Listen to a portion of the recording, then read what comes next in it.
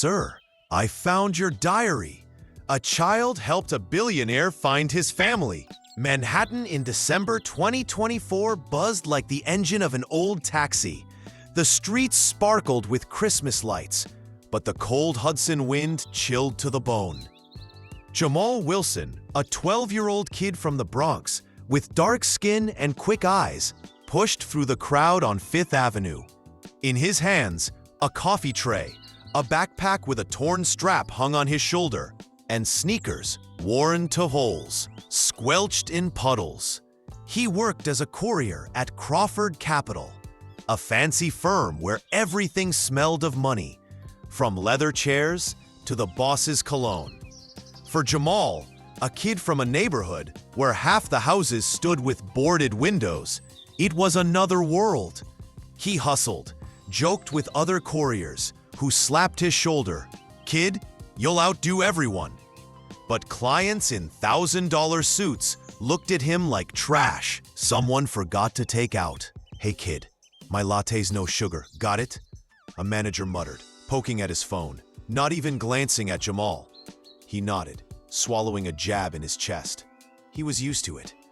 At home, in a cramped two-room apartment, his mom, Laura, smelled of hospital antiseptic after shifts, and his little sister, Tia, always whined about new sneakers. "Mom, I'll earn for them," Jamal promised, though he knew every dollar went to the electric bill or groceries. At the top of Crawford Capital, in an office overlooking all of New York, sat William Crawford. At 60, he looked like a magazine cover, tall, with gray temples, in a suit worth more than Jamal's yearly rent. Everyone knew his name, a billionaire who could buy half the city if he wanted. But behind the shine was emptiness. His wife left 10 years ago. His kids, a son and daughter, didn't call. And his sister, Eleanor, vanished from his life 30 years ago after a fight he didn't like to recall. Sometimes William stood at the window, staring at the city lights, whispering, "Ellie, where are you?" His voice broke, but no one heard. He was alone in his glass castle. Jamal once saw William, forgetting his coffee, staring into emptiness as if searching for someone in the clouds. "Sir, your espresso," the boy said, placing the cup on the table. William waved him off without turning.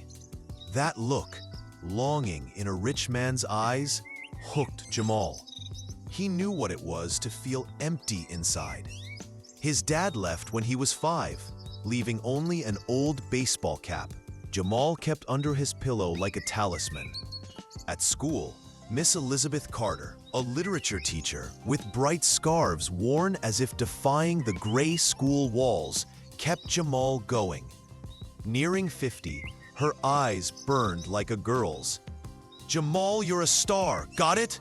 she'd say, handing him a tattered Harry Potter book.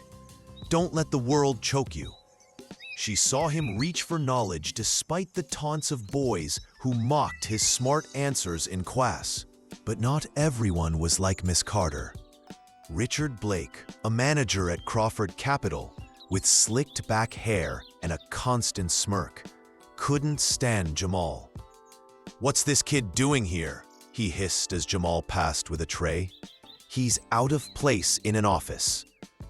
Richard, who'd climbed from the middle class, saw Jamal as a threat. The kid was too quick, too noticeable. One evening after his shift, Jamal was clearing trash from a conference room. In the bin, among crumpled papers, he spotted an old leather diary. Its cracked cover still showed EC. Jamal froze, heart pounding. He loved library detective novels, and this find was like a puzzle from a book. Whose secret is this? He thought, looking around. No one. He slipped the diary into his backpack, palms sweating. Didn't know this little book would turn his life upside down. The next day, Jamal hid in the school library, piled with old textbooks. He opened the diary, breathing in the smell of dust and old ink. The handwriting was neat, but uneven in places, as if written in haste. "My name is Eleanor Crawford," the first page began. Jamal gasped, nearly dropping the book.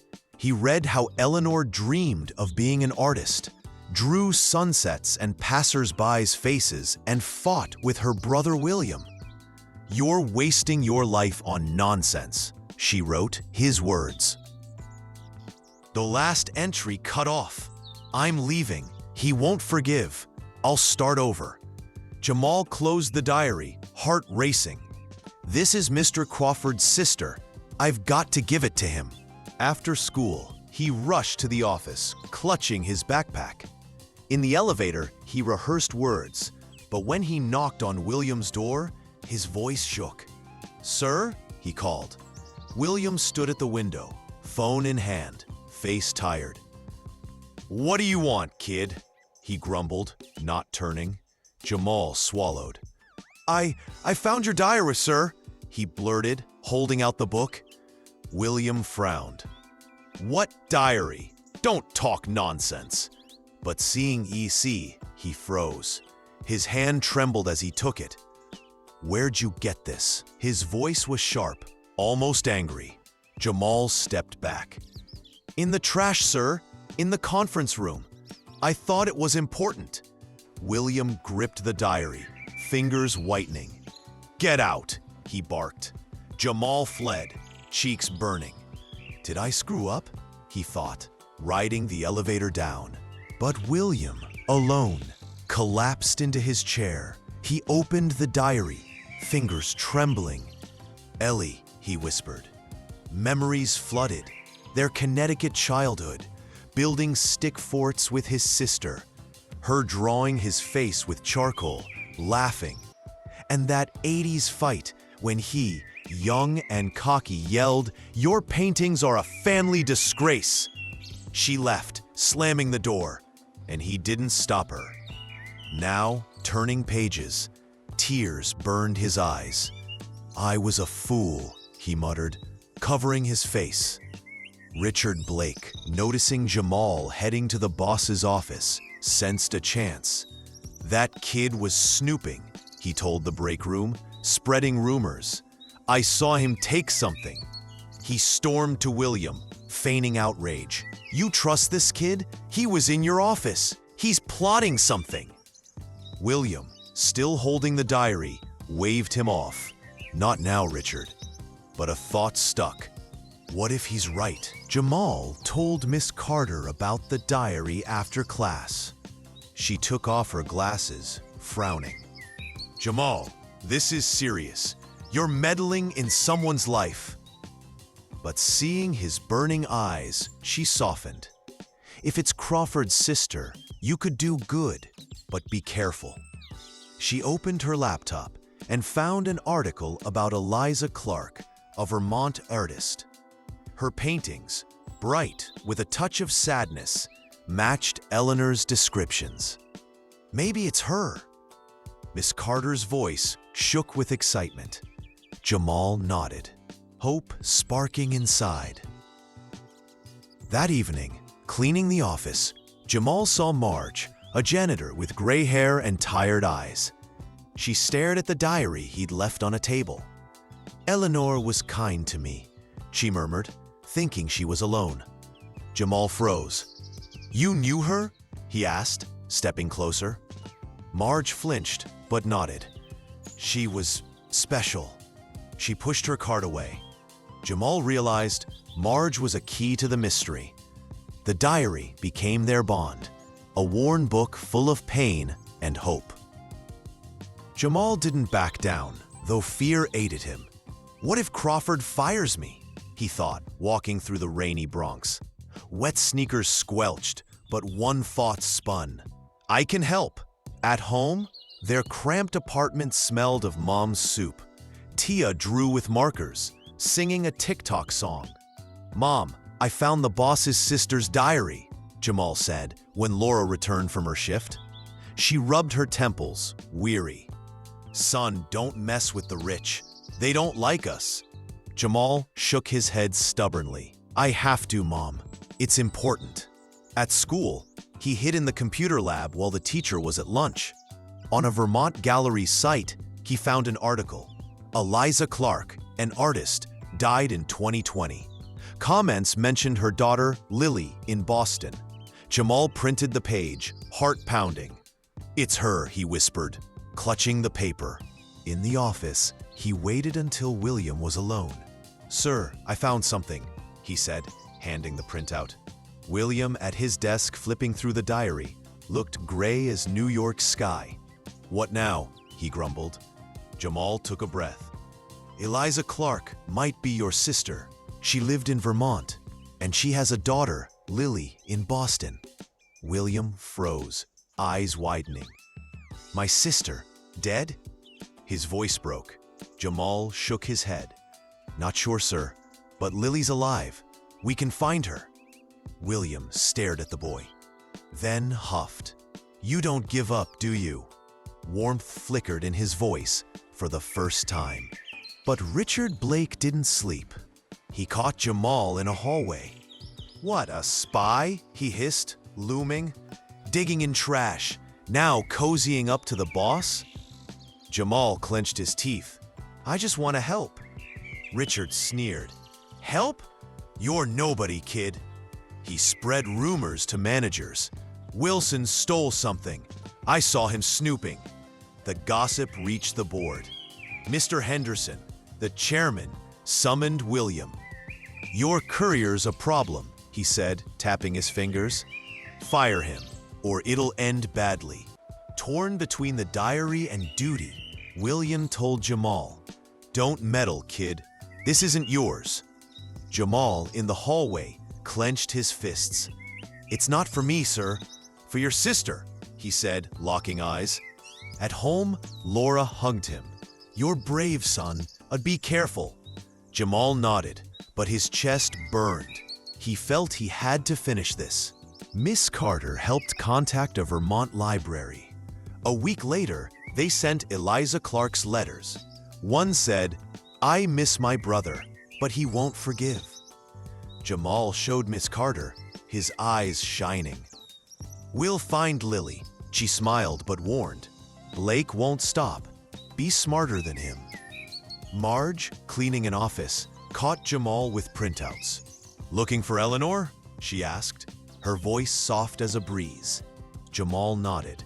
Marge sat, twisting her rag. "In the 80s, I lived on the street, ate from dumpsters. Eleanor gave me food, clothes, even helped me find work." Her eyes welled up. "She fled her brother, changed her name, but always talked about him." Jamal held his breath. "Do you know where she is?" Marge shook her head. "She went to Vermont. Never heard from her again." Jamal knew. Marge was a thread to the past. Pressure on William grew. The board threatened to remove him. Richard fueled the fire. Crawford's gone nuts, trusting a kid. William read the diary at night, recalling Eleanor's fight. "Money's not everything," she shouted, eyes blazing. "You'll lose everyone, William." He brushed her off then, but now her words cut like a knife. He felt guilt, but feared losing his empire. Jamal fought the world too. At school, kids taunted, "Thief, spy." The gym teacher, Mr. Jones, grabbed him in the hall. "Wilson, if you're in trouble, you're done." Clutching his backpack, Jamal said, "I didn't steal. I'm helping someone." His words sank in mockery. Miss Carter brought him sandwiches and books. "You're doing good," she said. "Don't let them break you." One day, Jamal found a drawing in the diary. Two kids, in charcoal, on yellowed paper. On the back, William and Ellie. 1965. He showed it to William. The man stared, fingers trembling. "She was 10, he said hoarsely. "I promised to protect her." Jamal nodded. "We can still find her, sir, or Lily." William smiled for the first time. "You're stubborn, kid." But Richard caught them. "You trust this?" he yelled in the hallway. "He'll trick you." Jamal snapped. "I'm not a thief. I found the diary to help." Richard scoffed, but William raised a hand. "Enough," he said, voice shaking. Jamal walked home, the world weighing on him. But looking at the stars from his window, he whispered, "I'll prove I'm right." Jamal made a desperate move. "I'm going to Boston," he told Miss Carter, clutching the diary and William's letter. "Ellie, I was wrong. Forgive me." She frowned. "You're a kid, Jamal. It's dangerous." He shook his head stubbornly. "I have to." She sighed, bought bus tickets with her savings, and said, "I'm with you, but obey." In Boston, they found Lily's gallery. She was about 30, with dark hair and a tired smile. Seeing the diary, she gasped, "It's Mom's!" Her voice broke. She said Eleanor, now Eliza Clark, died 5 years ago, but kept her brother's photo. She said he was too proud, Lily said, eyes shining. Jamal handed the letter. "Your uncle wants to find you." Lily gripped it, hands trembling. "I'm coming with you," she decided. In New York, Richard rallied the board. "Crawford's losing control," he shouted. "Trusting a street kid." Mr. Henderson nodded. "Sort it out, William." But William, learning of Jamal's trip, burst into the meeting. "This boy did more than all of you," he yelled, holding the diary. "He found my family." The room went silent. Marge at the door spoke. "Eleanor saved me when I was nothing. Jamal's the same." Her words struck the board. Then Lily entered, holding Eleanor's painting, a portrait of William and his sister. "Uncle William?" she said softly. William saw her and cried. "Lily!" He hugged her, tears unchecked for the first time in years. Richard stepped back, his face twisted. Jamal, standing aside, smiled. He'd done it. William created a fund in Eleanor's name for young artists. Jamal got a scholarship and a spot in a great school. At the ceremony, William shook his hand. "You changed my life, kid," he said. Jamal blushed. "I just wanted to help." Miss Carter hugged him. "You're a star," she whispered. Lily worked at the fund, rebinding the diary as an exhibit. Richard was fired, his lies exposed. Marge, retired, volunteered at a shelter, telling Eleanor's story. William started calling his kids, slowly rebuilding ties. Jamal dreamed of being a journalist, writing in a notebook under the stars. The diary in the gallery reminded, even small steps change the world. In December 2027, William and Lily opened Eleanor's exhibition. Jamal, now 14, published an article about the fund. Miss Carter shone. Marge told guests about kindness. The fund helped hundreds, and Crawford Capital started local programs. Jamal looked at the diary in its case, holding a notebook. "Secrets are beginnings," he wrote. Hope burned in his eyes like New York's lights.